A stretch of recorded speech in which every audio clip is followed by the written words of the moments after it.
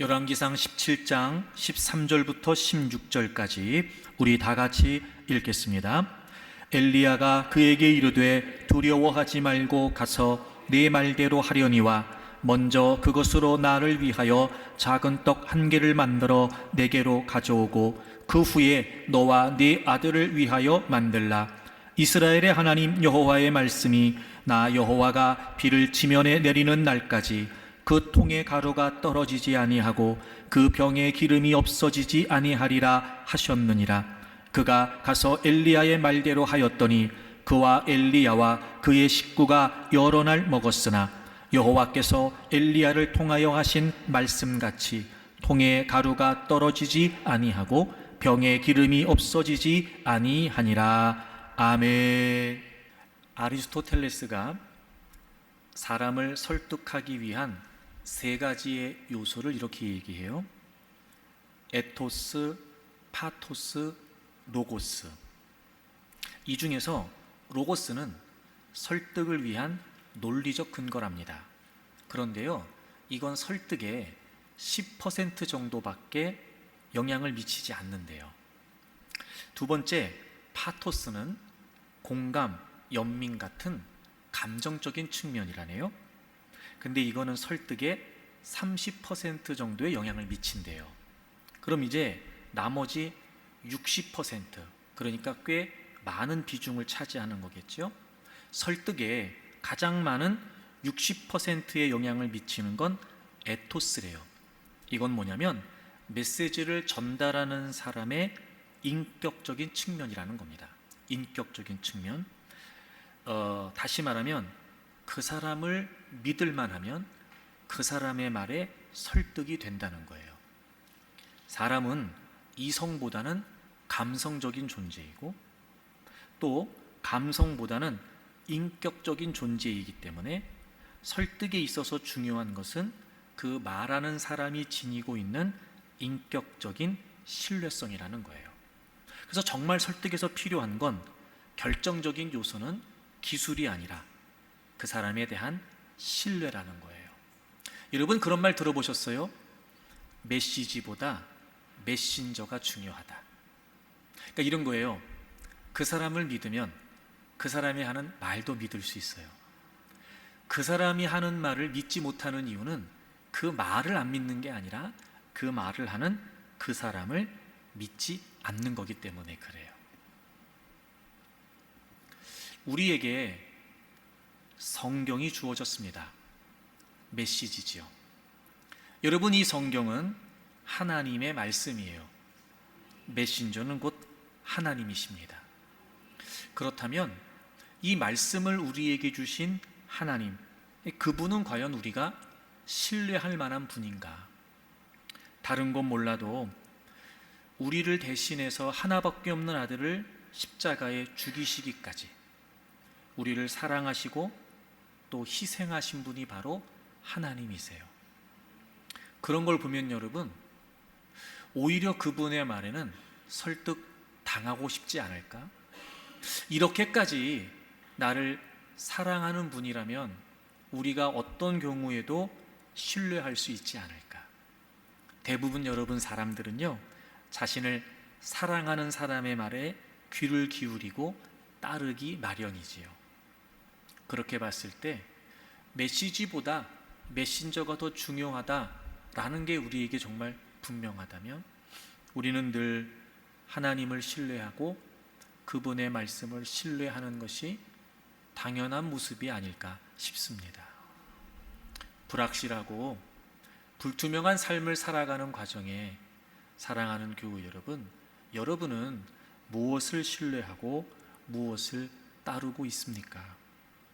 여러분은 무엇이 가장 확실하고 분명하다고 생각하고 계십니까? 여러분은 무엇을 확신하고 사십니까?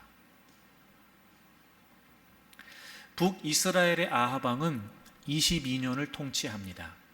그의 통치에 관해 성경은 한마디로 이렇게 말합니다. 이전의 모든 사람보다 하나님 보시기에 더욱 악을 행했다는 거예요. 당대의 최고의 빌런이었던 겁니다. 제일 악한 사람이었다는 거예요. 그래서 그 결과 하나님께서 이전의 모든 이스라엘 왕들보다 심히 하나님이 노하셨다라고 성경은 기록하고 있어요. 그래서 하나님께서는 그 이스라엘 땅을 징계하시죠. 하나님께서 말씀하시기 전까지 비도 이슬도 내리지 않을 것이라고 말씀하세요. 여러분, 이 지역은 비가 많은, 또 물이 많은 지역이 아니에요. 그래서 최소한의 비가 있어야 되고 그나마 이슬이라도 있어야 기본적인 경작과 수확이 가능한 지역인데, 비도 심지어 이슬도 오지 않는다는 건 여러분 이 땅에 대한 저주와도 같은 것이었습니다. 그렇게 점점 비도 이슬도 오지 않았고 마침내 시내도 마를 정도의 극심한 가뭄의 상황이 오게 됩니다. 그럼 이제 이런 상황에서 사는 모습은 뻔한 겁니다. 일단 먹고 사는 게 걱정인 거예요. 끼니를 이어가는 게 정말 가장 큰 문제일 겁니다.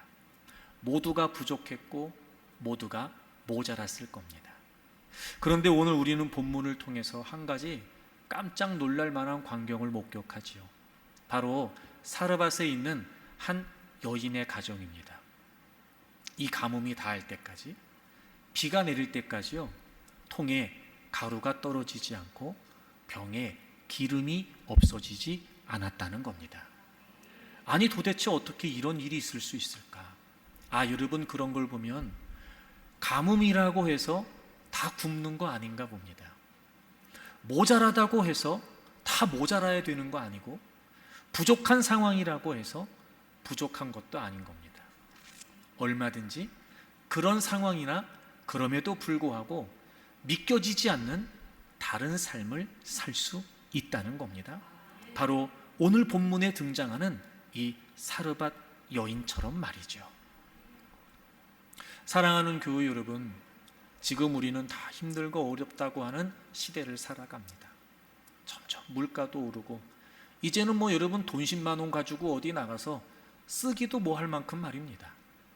장 보러 가면 여러분 왜 그렇게 동그라미가 많이 붙어서 영수증에 찍히는지, 하여튼 살 때는 잘 모르는데 계산 딱 하고 영수증을 보면 이렇게 많이 샀나 후회가 될 만큼 말입니다. 그렇다고 해서 마구마구 사는 것도 아니고 필요하다 생각해서 사는데도 말입니다. 그러니까 점점 이제는 여러분 우리가 피부에 느낄 만큼 살기 어려운 시대가 돼버린 거예요. 하지만 여러분, 오늘 본문의 말씀을 저는 오늘도 우리가 기대할 수 있다고 믿습니다. 왜냐하면 이 역사를 일으키신 하나님은 지금도 우리의 하나님이시기 때문에 그렇습니다. 사랑하는 교회 여러분, 정말 주님의 이름으로 축복합니다. 어렵고 힘든 시기를 보내고 있는 이때 저는 여러분들이 부족함이 없기를 바랍니다. 모자람도 없기를 바랍니다. 하여튼 필요가 공급되고 채워지는 그런 주님의 손길이 있기를 바랍니다. 그럼 어떻게 이 여인이 그런 삶이 가능했을까? 달랐기 때문에 그랬어요. 무언가 다른 것이 있었기 때문에 다른 삶을 살 수 있었다는 거죠. 그래서 여러분, 다르면 달라요. 다르면 달라요. 이렇게 모두가 다 힘들고 어렵다고 말하지만 그럼에도 불구하고 우리가 그 시대적인 상황과 다른 삶을 살기를 원한다면 우리에게 다른 그 무엇이 있어야 된다는 거예요. 지난주에 첫 번째 말씀을 나눴어요. 이 여인은 선택이 달랐습니다. 당연히 극심한 가뭄에 먹을 게 여러분 많을 리가 없어요. 이제 조금 남은 양식을 가지고 아들하고 떡 만들어 먹으려고 나뭇가지를 줍고 있었어요. 그런데 하나님의 사람 엘리야가 사르밧 성문에 도착을 하게 되고 나뭇가지를 줍고 있었던 이 여인에게 물을 달라고 하더니 그 다음에 떡을 달라고 하는 거예요. 이 여인이 자초지종을 설명합니다. 내가 지금 나뭇가지 줍고 있는 거 이제 얼마 남지 않은 이 양식 가지고 내 아들하고 떡 만들어 먹고 그럼 이제 우리 죽을 날을 기다려야 됩니다. 불 피우려고 지금 나무까지 죽고 있습니다. 무슨 말이겠어요? 당신이 떡을 달라고 하지만 당신을 줄 떡은 없습니다. 뭐 이런 말 아니겠어요? 근데 그때 엘리야가 이렇게 얘기하죠. 아, 그러세요? 그럼 떡을 만드세요. 근데 그 떡을 만들어서 나를 가져다 주세요. 이렇게 얘기를 하는 거예요. 여러분, 지금 이 여인은 아주 중요한 선택의 기로에 놓였던 겁니다. 사실은 떡을 만드는 이유가 뭐였죠? 자기하고 아들이 먹으려고요. 근데 뜬금없이 엘리야가 나타나서 그 떡을 만들어서 자기를 달라는 겁니다. 선택해야 했습니다. 내가 먹을까? 엘리야를 줄까? 둘 중에 하나였어요. 내가 먹으면 엘리야는 줄 수 없어요. 근데 엘리야를 주면 나는 또 못 먹어요. 이런 결정적인 선택의 기로. 근데 지난주에 배경을 말씀드렸습니다만, 여러분, 단순히 지금 이 선택의 기로는 먹느냐 먹지 않느냐의 문제가 아니었죠. 여러분, 이미도 하나님께서는 엘리야에게 사르밧으로 가라고 말씀하시기 전에 이 여인에게 먼저 말씀하셨어요. 하나님의 사람을 보내겠다고 하셨고, 그리고 그에게 음식을 대접하라고 하나님이 이 여인에게 먼저 말씀해 주셨어요. 다시 말해, 지금 이 여인은 중요한 선택의 기로에 놓였어요. 단순히 내가 먹느냐 내가 먹지 않느냐의 문제가 아니었고, 하나님의 말씀대로 하느냐 그렇지 않느냐였어요. 하나님 말씀대로 하는 건 뭐예요? 엘리야 주는 거예요. 근데 그러면 자기는 못 먹어요. 지금 아들하고 먹으려고 떡을 만들고 있는 상황이었단 말이죠. 그러니까 하나님의 말씀대로 하면 자기는 못 먹어요. 근데 자기가 먹으면 하나님의 말씀대로 할 수가 없어요.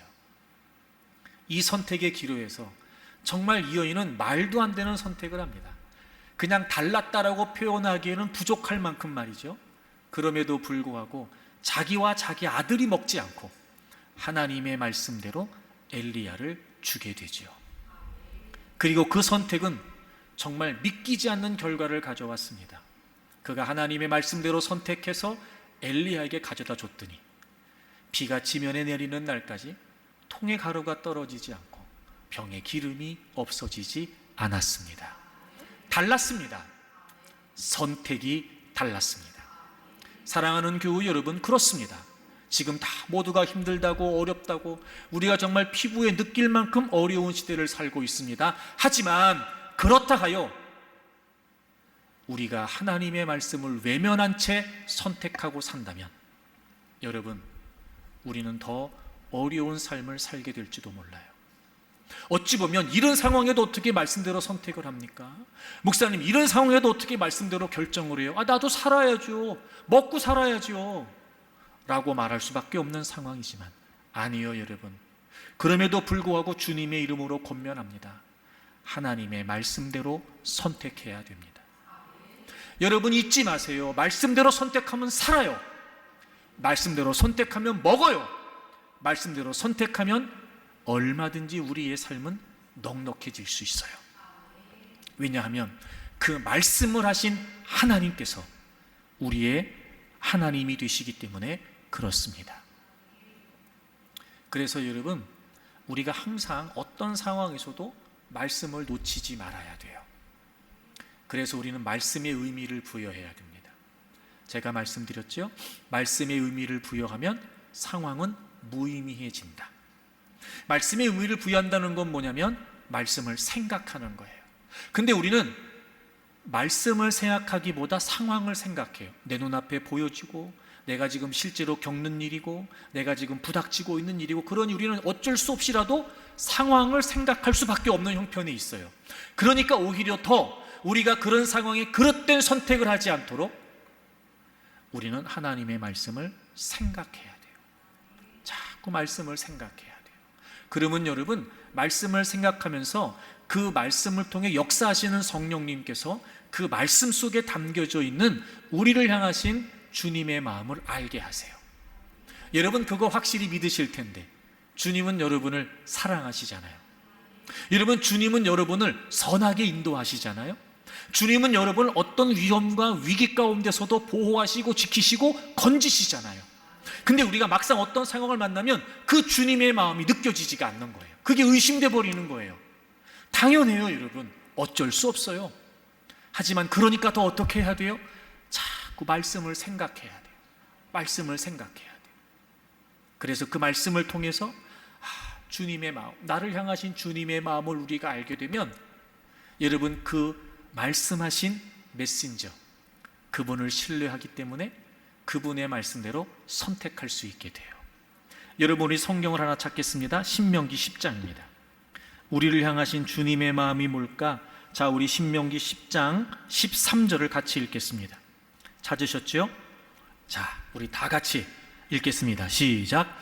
내가 오늘 내 행복을 위하여 내게 명하는 여호와의 명령과 규례를 지킬 것이 아니냐. 아멘.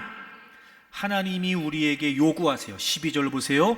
이스라엘아, 네 하나님 여호와께서 내게 요구하시는 것이 무엇이냐? 하나님이 우리에게 뭘 원하시냐? 하나님을 경외하고 그의 모든 도를 행하고 그를 사랑하고 마음을 다하고 뜻을 다하여 하나님을 섬기래요.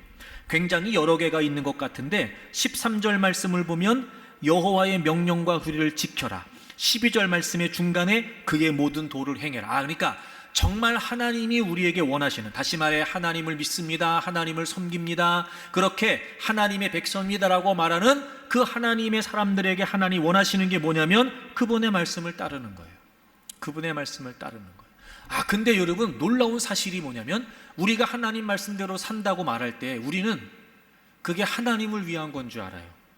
그렇지 않아요. 13절, 내가 하나님께서 오늘 너희들의 행복을 위하여 명하는 여호와의 명령과 규례를 지키래요.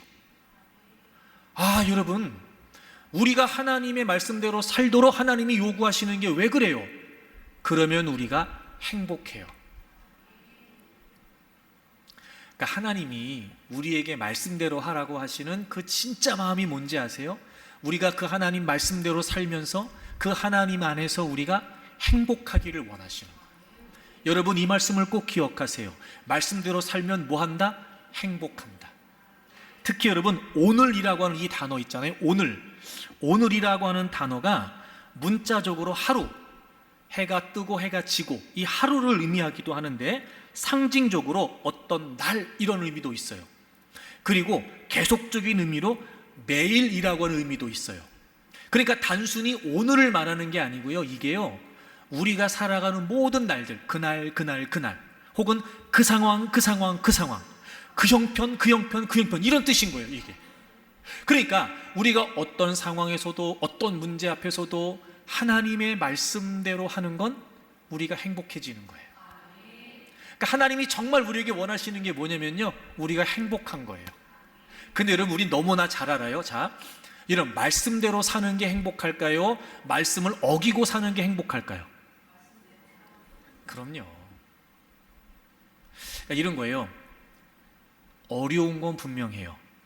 왜냐하면 당장 우리가 그 상황에 부닥쳐 있으니까.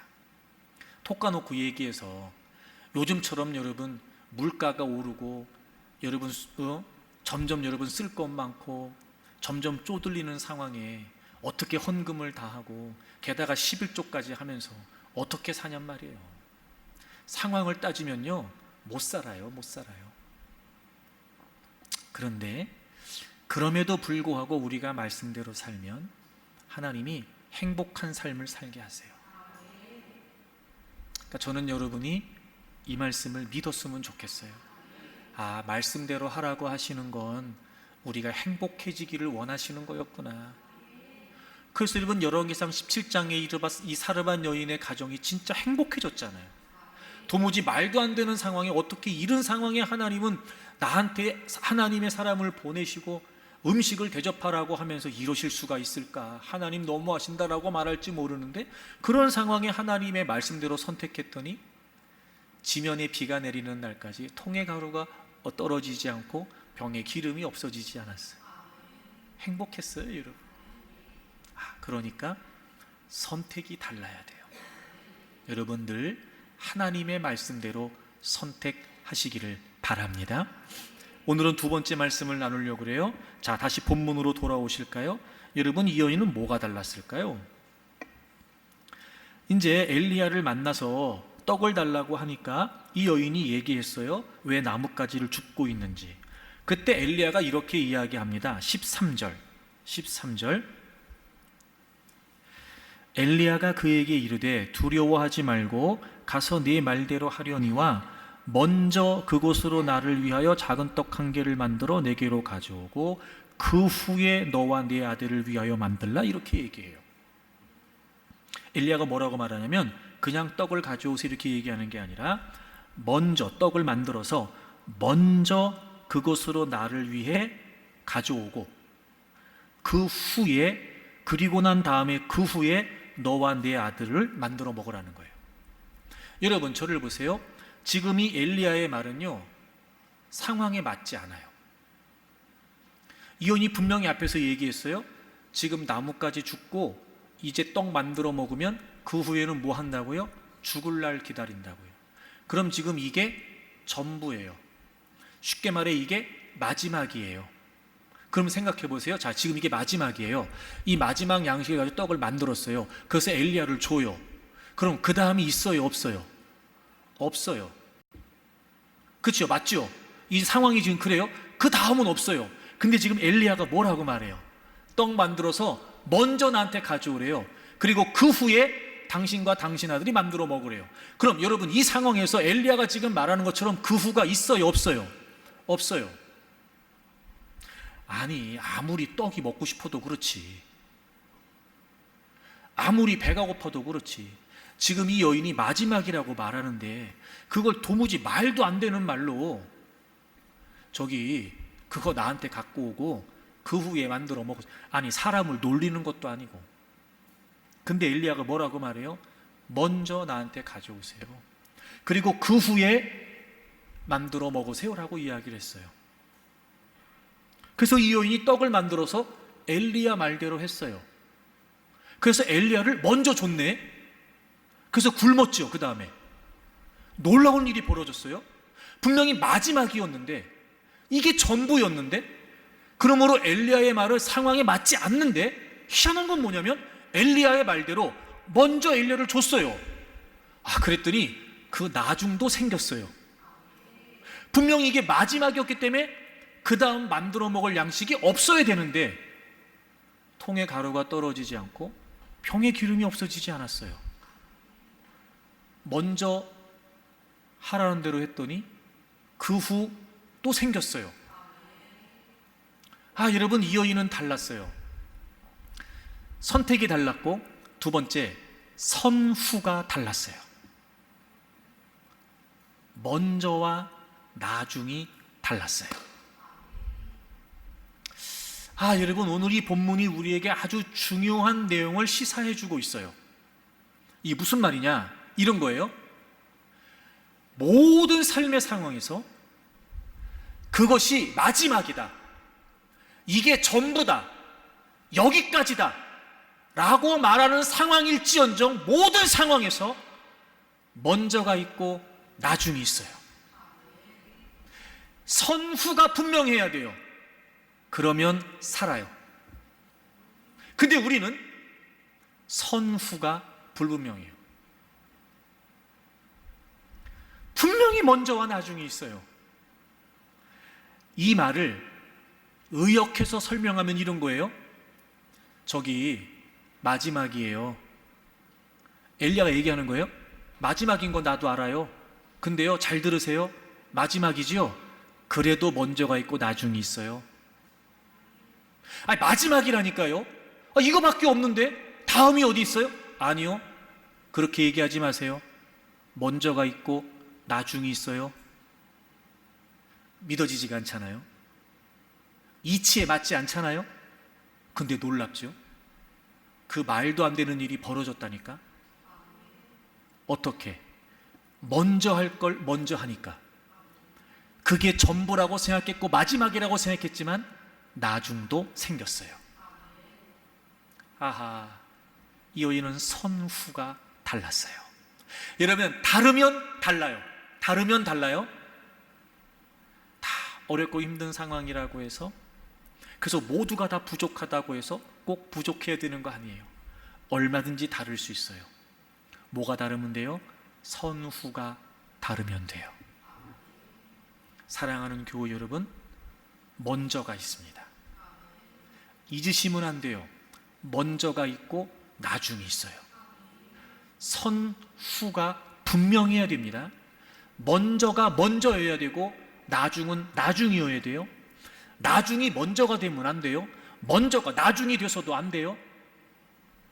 먼저가 되면, 선후가 확실하면 넉넉할 수 있고 풍성할 수 있어요. 사랑하는 교우 여러분, 힘들고 어려운 형편을 모르는 바는 아니에요. 하지만 먼저와 나중이 있다라고 하는 이 아주 중요한 삶의 철칙을 저는 여러분들이 꼭 지킬 수 있기를 바랍니다. 자, 그럼 이 장면에서 먼저는 뭘까? 선후가 뭘까? 먼저가 뭘까? 자, 여러분 12절 보시면 맨 마지막에 이 여인이 이런 얘기를 해요. 내가 나뭇가지 둘을 주워다가 나와 내 아들을 위하여 나와 내 아들을 위하여 이렇게 얘기했어요. 그때 엘리야가 이렇게 말하는 13절, 엘리야가 그에게 이르되 두려워하지 말고 가서 네 말대로 하려니와 먼저 그것으로 나를 위하여 작은 떡 한 개를 만들어 내게로 가져오고 그 후에 너와 네 아들을 위하여 이 얘기해요. 위하여, 이 여인은 말하는 거예요. 지금 이거 나와 내 아들을 위해 만드는 거예요. 이 마지막에 위하여. 엘리야가 말해요. 아니에요. 먼저가 있어요. 먼저 나를 위해 가져오세요. 나중에 당신을 위해서 먹으세요. 위하여. 아, 이런 먼저가 뭔지 아세요? 위하여예요. 위하여. 먼저와 나중이 뭔지 아세요? 위하여. 누구를 위하여? 무엇을 위하여? 그게 먼저와 나중이에요. 그럼 여러분 여기서 엘리야가 나를 위하여, 이거 나를 위하여 이 말이 무슨 말이에요? 나한테 가져오라고 하는 얘기는 엘리야의 말이 아니라 하나님의 말씀이에요. 이 상황을 통해서 이 극심한 가뭄에 하나님이 원하시는 게 뭐예요? 엘리야를 사르밧 과정에 보내시고 엘리야에게 음식을 먹이시고, 그뿐만 아니라 엘리야와 그 사르밧의 가정이 그 가뭄 다할 때까지 하나님이 양식을 책임져 주시기를 원하시는 게 하나님의 계획이었어요. 하나님의 뜻이었어요. 엘리야가 말하는 건 그거예요. 지금 당신 하나님께 말씀하신 게 있지요? 하나님 말씀하신 게 있지요? 그거 하세요. 그거. 그리고 그 다음에 당신을 위해 하세요. 하나님 말씀하셨지만 당신은 지금 당신을 위해 떡을 만든다고 말하는 거죠? 아니요, 그러지 마세요. 하나님 말씀하신 것부터 먼저 하세요. 여러분, 먼저와 나중은 위하여예요. 먼저는 위하여예요. 뭐가 먼저냐? 하나님을 위한 게 먼저예요. 그럼 뭐가 나중이에요? 나를 위한 게 나중이에요. 여러분, 중요하니까 한 번 더 얘기하죠. 정말 주님의 이름으로 간곡히 권면합니다. 사랑하는 교우 여러분, 하나님을 위하여 먼저 사세요. 나를 위하여는 나중이에요. 근데 우리는요, 자꾸 이 먼저와 나중이 뒤죽박죽이에요. 참 희한한 게 뭐냐면 우리는요, 인심 쓰듯 하나님을 위하여 해요. 인심 쓰듯. 네. 그리고 솔직히 우리끼리 얘기지만 우리는 항상 그냥 나를 위하여 해요. 나를 위하여. 네. 그리고 기분 좀 땡기면 하나님을 위하여, 적선하듯이. 우리는 늘 나를 위하여 해요. 그러다가 기분 좀 좋아지면 그냥 하나님을 위하여. 그게 아니고요, 하나님을 위하여가 먼저예요. 그리고 나를 위하여예요. 잊으시면 안 돼요. 먼저를 먼저로 하면 나중이 생겨요, 안 생겨요? 생겨요. 먼저를 먼저로 하면 나중이 풍성해요, 안 풍성해요? 풍성해요. 먼저를 먼저로 하면 나중이 채워져요, 안 채워져요? 다시 말하면 하나님을 위해 살면 나를 위하여 걱정할 거 없어요. 하나님을 위해 먼저 하면 나를 위하여 걱정할 거 없어요. 그러니까 여러분, 다르면 다를 수 있어요. 뭐가 달라야 돼요? 선후가 달라야 돼요. 먼저와 나중이 달라야 돼요. 이렇게 얘기해도 여러분의 표정이 밝지 않아요. 이건 진짜 어려운 것 같아요. 자, 그래서 준비했습니다. 자, 마태복음 6장을 찾아보세요. 난 어떻게든지 여러분을 설득해야 되니까. 자, 마태복음 6장. 자, 보세요. 먼저 나중 그럼 우린 딱 이 말씀 생각나요. 33절. 자, 그런즉 너희는 먼저 나왔어요. 그렇죠? 먼저 나왔어요. 주님이 말씀하시네요. 그런즉 너희는 먼저 그의 나라와 그의 의를 구하래요. 즉 하나님의 나라와 하나님의 의를 구하라. 뭐 하나님을 위해 살라는 거예요. 먼저 하나님을 위해 살래요. 근데 우리가 그럼에도 불구하고 아직도 아멘이 안 되는 이유가 뭐냐면 그 뒤에 그리하면 이 모든 것 때문에 그래요. 여러분, 이 모든 것이 뭐예요? 34절 내일 일. 여러분, 이 내일 일이 뭐예요? 31절 무엇을 먹을까, 무엇을 마실까, 무엇을 입을까? 생존, 나를 위하여. 여러분, 사실 우리가 나를 위하여라고 하는 건 대부분 뭐예요? 생존이에요. 생존. 쉽게 말해 먹고 사는 거. 여러분, 오해하지 마세요. 제가 분명히 말씀드리는, 먼저 먹고 사는 게 중요하지 않다는 거 아니에요. 중요해요. 그럼요. 당연해요. 중요합니다. 내 말이 안 믿어지세요? 진짜 나도 중요하다고 생각한다니까, 여러분. 내가 지난주에 얘기했잖아. 난 여러분 편이에요, 나는. 먹고 사는 거 중요해요, 여러분. 당연하지. 이왕 사는 거, 여러분, 먹고 사는 게 좀 여러분 부족하지 않아야 되고, 게다가 가족들하고 사는데, 여러분, 그냥 맨날 쪼들려가지고 전전긍긍하고 그냥 막, 그렇게 살면 얼마나 힘들어요, 여러분. 그러니까 먹고 사는 거 중요해요. 여러분, 생존의 필요가 중요합니다. 그거 중요하지 않은 거 아니에요. 당연히 중요해요. 하지만 그럼에도 불구하고 먼저와 나중이 있어요. 그러니까 주님이 그걸 아시는 거예요. 그러니까 이런 거죠. 먼저 하나님을 위해 살라고 주님이 말씀하시는 건데, 먼저라고 하는 말을 하시는 걸 보면 이게 먼저가 되기가 어렵기 때문에 그러시는 거예요. 그러니까 주님이 우리의 상황을 모르시기 때문에 그렇게 말씀하시는 게 아니라 이미도 다 아시는 거예요. 하지만 먼저 그의 나라와 의를, 즉 하나님을 위해 사는 게 왜 필요하냐? 그렇게 우리가 하나님을 위해 살면 이 모든 것, 즉 무엇을 먹을까, 무엇을 마실까, 무엇을 입을까를 어떻게 하신대요? 더해 주신대요. 그러니까 이런 거죠. 하나님이 먼저 하나님을 위해 살라고 하시면서 우리의 삶을 모른 척 하신다? 그럴 리가 없어요. 우리에게 말씀하신 그 메신저, 그 메시지를 주신 메신저를 생각하세요. 자, 하나님이 너희들은 먼저 첫째로 나를 위해 살아야 돼 라고 말씀하시면서 우리의 생존을 모른 척 하신다? 하나님은 그렇게 무책임한 분이 아니세요. 그러니까 분명히 먼저가 있어요. 그래요. 먼저가 있고 나중이 있어요. 콕 집어서 말하면 생존보다 우리가 더 우선해서 해야 될 일이 있어요. 우리는 나를 위해, 생존을 위해 살려고 말하지만, 그것이 가장 중요하다고 말하고 그것이 첫째라고 말하지만 그렇지 않아요. 우리는 우리의 생존보다, 우리가 가장 중요하게 여기는 우리의 생존보다 더 우선해야 될 일이 있어요. 하나님의 나라, 하나님의 뜻을 위해 살아야 돼요. 근데 하나님이 대책 없이 무책임하게 너네 그렇게 살아라 라고 얘기하시는 거 아니에요. 분명히 그렇게 우리가 먼저 하나님의 나라와 의를 살면 무엇을 먹을까, 무엇을 마실까, 무엇을 입을까 다 더해 주신대요.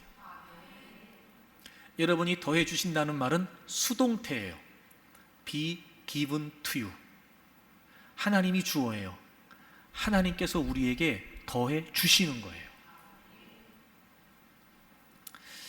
자, 여러분, 먹고 사는 문제는 우리에게 달려 있지 않아요. 하나님이 주시는 거예요. 제가 늘 성경적 사고를 강조하죠. 이렇게 어려운 때 생존의 필요 때문에 염려하고 고민하는 여러분, 아주 중요한 생각의 키워드예요. 먹고 사는 건 수동태예요. 다시 말해, 그건 우리가 주어가 아니란 말이에요. 그건 하나님이 우리에게 주시는 거예요. 그러니까 우린 수동적으로 받는 거죠. Be given to you. 잊으시면 안 돼요. 그리고 먼저 우리는 그의 나라와 의를 추구해야 돼요. 자, 근데 이게 왜 안 될까? 이게 왜 안 될까? 우리가 좀 풀어가야 될 숙제가 있어요. 자, 마태복음 6장 몇 절을 보시냐면 31절 보세요. 31절. 주님이 이렇게 말씀하세요. 그러므로 염려하여 이르기를 무엇을 먹을까, 무엇을 마실까, 무엇을 입을까 하지 말라. 뭐 하지 말래요? 염려하지 말래요. 염려하지 말래요. 그 다음 여러분 34절 보세요. 그러므로 내일 일을 위하여 뭐 하지 말래요? 염려하지 말래요. 아, 주님이 생존을 위해 염려하지 말래요. 염려하지 말래요. 그러니까 여러분 문제가 뭔지 아세요? 염려가 문제예요. 염려가. 여기서 염려하지 말라는 말은요, 쉽게 말하면 이런 거예요. 절대 금지예요. 조금도 염려하지 말라는 거예요. 근데 우리 이렇게 얘기하겠죠. 아니, 어떻게 염려를 안 하냐 말이에요. 그러니까 문제라고요. 자, 보세요. 먼저를 위해 살면, 먼저로 살면 나중도 하나님이 책임지세요. 이게 하나님의 약속이잖아요. 근데 하나님이 염려하지 말래요. 이 무슨 말일까? 자, 보세요. 이런 거예요. 예를 들어 우리가 서로 관계에서, 야, 걱정하지 마. 이 무슨 말이에요? 자기가 도와주겠다는 거야. 자기가 해결해 주겠다는 거야. 자기가 책임져 주겠다는 거야. 예를 들어 자녀들이 공부할 때 뭐가 필요하든, 학원 가면서 뭐가 필요하든, 아이들하고 친구들하고 뭐가 필요하든 막 애들이 걱정하고 있어. 그럼 엄마가 뭐라고 말해? 걱정하지 마. 야, 그걸 왜 네가 걱정하냐? 엄마가 해주면 되지. 그러니까 걱정하지 말라는 말이 무슨 말이에요? 책임진다는 말이에요. 제가 말했어요. be given to you. 수동태예요. 하나님이 말씀해 주시는 거예요. 걱정하지 마. 그뿐만이 아니에요. 여러분 다시 6장을 보세요. 하나님이 우리에게 염려하지 말라고 말씀하셨어요. 자, 몇 절을 보시냐면 8절 보세요. 8절. 그러므로 그들을 본받지 말라. 구하기 전에 너희에게 있어야 할 것을 하나님 너희 아버지께서 뭐 하신대요? 아신대요. 32절. 이는 다 이방인들이 구하는 것이라 너희 하늘 아버지께서 이 모든 것이 너희에게 있어야 할 줄을 아신대요. 자, 이제 이런 거예요. 단순히 걱정하지 마 이게 아니에요. 하나 더. 내가 다 알아. 야, 내가 안다니까. 걱정하지 마. 이게 무슨 말이에요? 하나님이 책임지시겠다는 거예요. 아, 그러니까 여러분 우리는 이걸 믿으면 돼요. 먼저가 되는 게 어려운 시대를 살아요. 알아요. 하지만 그럼에도 불구하고 먼저가 먼저여야 돼요. 여러분, 선후가 분명해야 돼요. 근데 우리가 살아가는 삶이 어떤지 아시는 주님께서 다 우리에게 말씀해 주셨어요. 야, 내가 다 알아. 뭐가 필요한지 내가 다 알아. 걱정하지 마. 무슨 말이에요? 하나님 책임지신다고. 그러면서 하나님이 염려하지 말고 우리에게 뭐 하라고 말씀하시냐면, 자, 26절부터 보시면 공중의 새를 보라. 심지도 않고 거두지도 않고 창고도 없다. 근데 하나님께서 다 기르신다. 28절. 들의 백합화를 보라. 수고도 안 하고 길쌈도 안 한다. 근데 솔로몬의 모든 영광보다 이 꽃 하나만 하지 못한다. 솔로몬의 모든 영광도 이 꽃 하나만 갖지 못한다.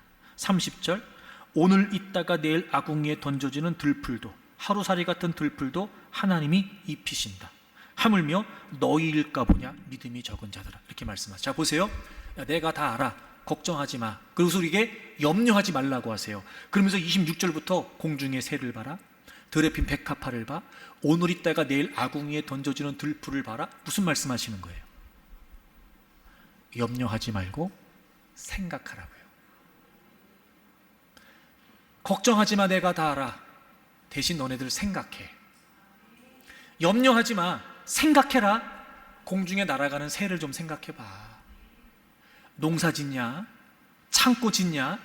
다 아버지가 먹이신다. 생각 좀 해봐. 생각 좀. 야, 들에 핀 백합화를 봐라. 수고하거나 길쌈하는 거 봤냐? 근데 그 꽃의 영광이 솔로몬의 영광보다 더 아름답잖아. 아버지가 다 기르신다. 생각 좀 해라. 오늘 있다가 내일 아궁이에 던져지는 들풀도 하나님이 먹이시고 입히신다. 하물며 너희일까 보냐. 생각해. 아, 그러니까 우리는 염려하지 말고 생각해야 되는데 우리는 생각은 안 하고 염려만 하는 거예요. 근데 우리끼리 알지만 염려한다고 해결되지 않아요. 근심한다고 해결되지 않아요. 해결되는 게 아니라 오히려 해로워요. 병만 생겨. 짜증만 나. 그러니까 이제는 염려하지 말고 뭐 해요? 생각해요. 막 걱정이 되면, 불안하면 밖에 나가서 새를 봐, 새를. 그리고 마태복음 6장을 떠올리세요. 막 불안해지잖아요. 어떻게 먹어, 어떻게 살아, 큰일 났네. 불안해지잖아요. 밖에 나가요. 그 밖에 나가서 들에 핀 꽃을 봐, 꽃을. 그리고 마태복음 6장을 생각하세요. 그래, 맞다. 염려하지 말고 생각하세요. 그러면 하나님이 이 모든 것을 더해 주시겠다라고 하는 이 약속을 우리가 믿을 수 있죠. 여러분, 다르면 다를 수 있어요. 선후가 달라야 돼요. 먼저가 하나님을 위하여예요. 그리고 나중이 나를 위하여예요. 자, 그럼 여러분, 두 번째, 먼저는 뭘까? 그럼 먼저는 하나님을 위하고 나중은 나를 위하여예요. 그럼 사실 이 먼저라고 하는 의미가 뭘까? 먼저라고 하는 의미가 지금이에요. 지금. 그렇죠?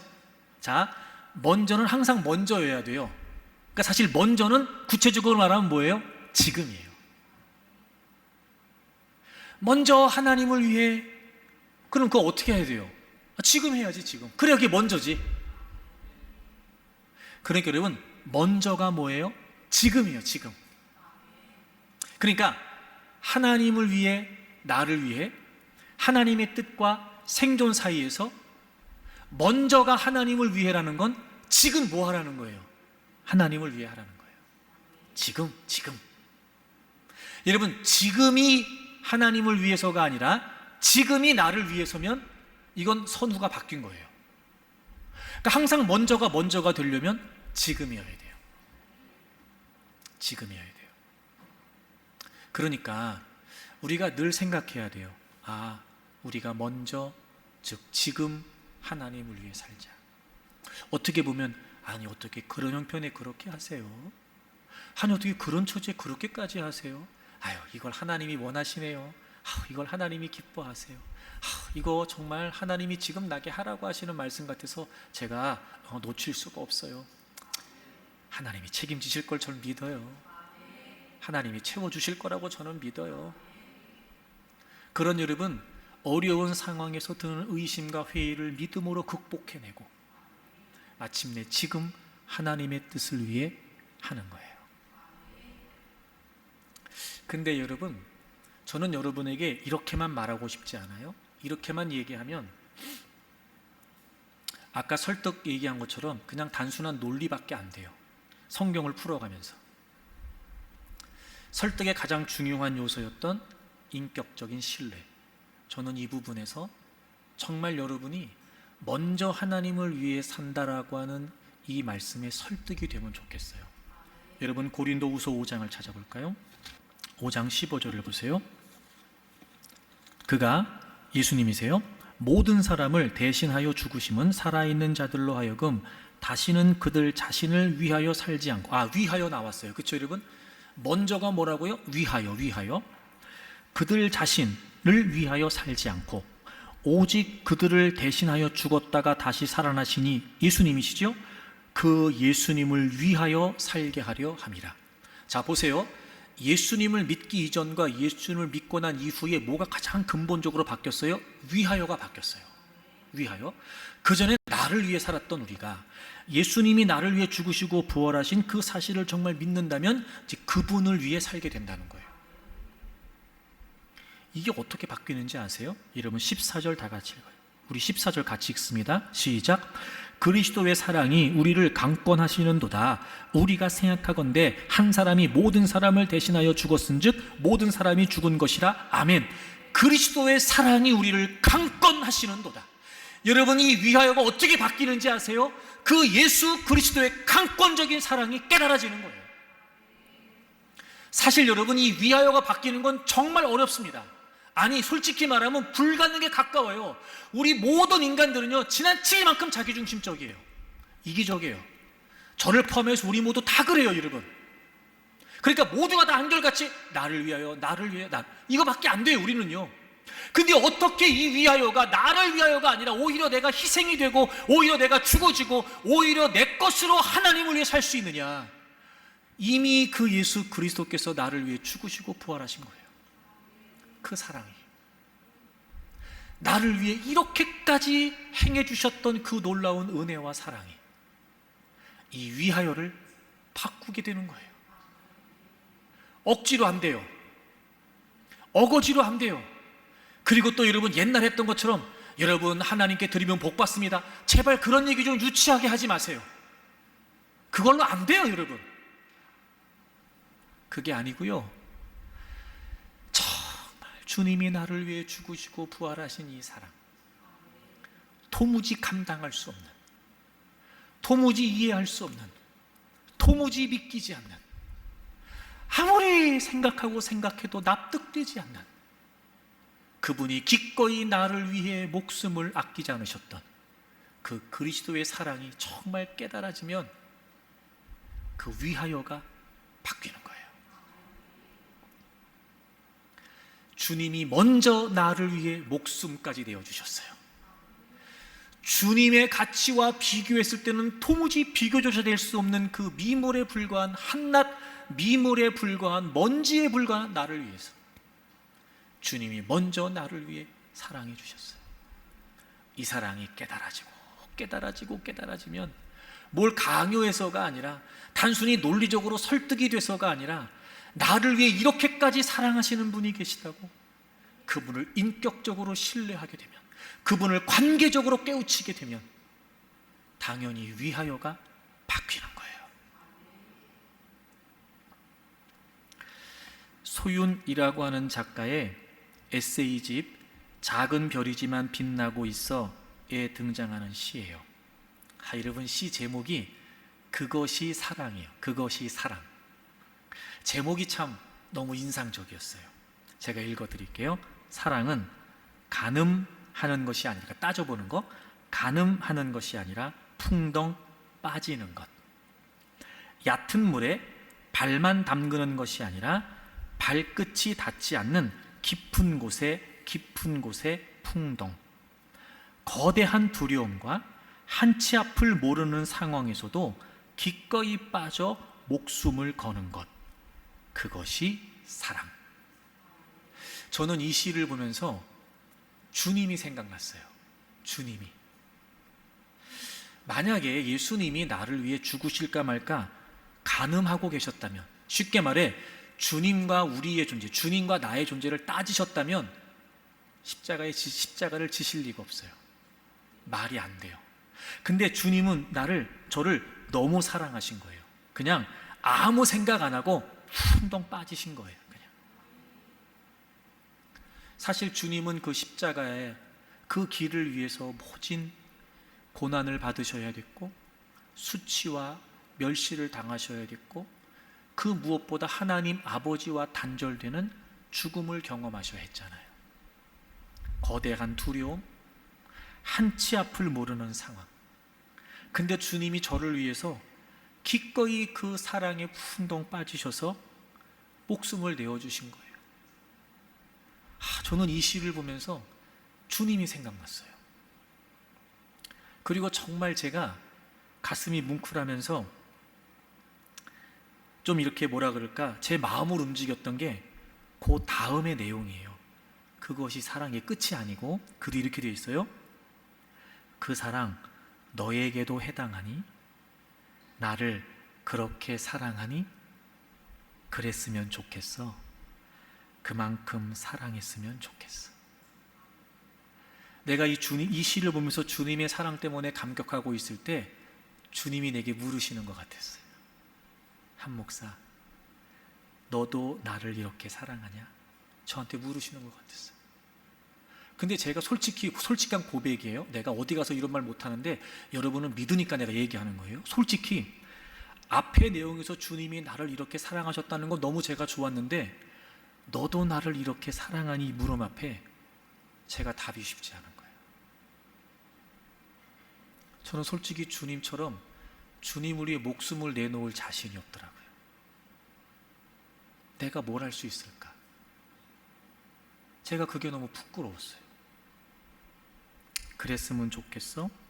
그만큼 사랑했으면 좋겠어? 라고 하는 이 말이 너무 저를 주님 앞에 죄송스럽게 했어요. 제가 할 말이 없더라고요. 그리고 베드로가 생각났어요. 너 나 사랑하냐? 이렇게 물으셨을 때 제가 주님 사랑합니다. 주님 사랑합니다. 주님이 아십니다. 저도 그 마음이었어요. 제가 주님의 사랑을 아는 만큼 저도 주님 사랑하겠습니다. 제가 주님의 사랑을 더 알기를 원하고 그렇게 알아가는 만큼 저도 주님 사랑하겠습니다. 제가 그 생각이 났어요. 다른 거 아니더라고요. 어떻게 이 위하여가 바뀔 수 있을까? 주님이 나를 사랑하신다는 게 깨달아지면 이 위하여는 얼마든지 바뀔 수 있을 것 같아요. 왜요? 이렇게까지 나를 사랑하시는 분이라면 신뢰하지 못할 리가 없고, 그분이 원하시는 거라면 그분의 말씀에 설득되지 않을 리가 없어요. 성경이니까? 아니, 단순히 그런 차원이 아니에요. 내가 직분이 있으니까, 목사니까? 단순히 그런 차원이 아니에요. 그런 게 아니고 주님이 나를 얼마나 사랑하셨는지를 알면 그분이 원하시는 삶을 사는 것, 더 이상 너희를 위해서 살지 말고 나를 위해 살아라, 하나님의 나라와 하나님의 의를 위해 살자, 이렇게 말씀하시는 말씀에 오히려 더 그렇게 살고 싶어지지 않을까. 사랑하는 교우 여러분, 다르면 다릅니다. 선후가 달라야 돼요. 혹시 여러분 먼저와 나중이 뒤바뀌어 있었다면, 예수님을 믿는다고 말했고 그래서 주님의 자녀라고 말했으나 여전히 주님을 위해서보다는 나를 위해서가 먼저였다면, 사랑하는 여러분, 이제 그 우선순위가 다시 정리되기를 바랍니다. 먼저를 먼저로 살면 하나님이 나중도 책임져 주세요. 모자라지 않도록, 부족하지 않도록, 불확실하고 불투명한 상황에서도 하나님은 늘 채워주시고 공급해 주시면서 여러분 우리의 삶을 책임져 주실 거예요. 이 열왕기상 17장의 말씀이, 그리고 마태복음 6장의 이 약속이 여러분의 삶에 그대로 이루어지기를 주의 이름으로 축복합니다.